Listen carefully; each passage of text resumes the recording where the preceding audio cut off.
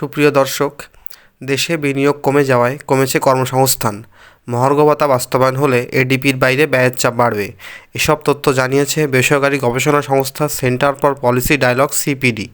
সংস্থাটির ধানমন্ডি কার্যালয়ে আয়োজিত ব্রিফিংয়ে সিপিডি জানায়, অন্তর্বর্তীকালীন সরকার অতি প্রয়োজনীয় সামগ্রীর মূল্য নিয়ন্ত্রণ, চাঁদাবাজি, অনিয়ম নিয়ন্ত্রণ করতে ব্যর্থ হয়েছে, তাই মূল্যস্ফীতিও কমাতে পারেনি।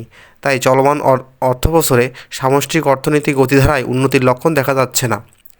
ছাত্র জনতার আন্দোলনের পর গঠিত অন্তর্বর্তীকালীন সরকার কয়েকটি খাত-ভিত্তিক সংস্কারমূলক কর্মসূচি গ্রহণ করলেও জনজীবনে স্বস্তি আনার মতন কোনো উল্লেখযোগ্য অর্জন করতে পারেনি বলে মত সিপিডির।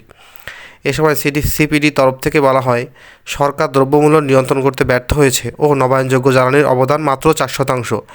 গত 6 মাসে এই ক্ষেত্রে কোনো পরিবর্তন চোখে পড়েনি।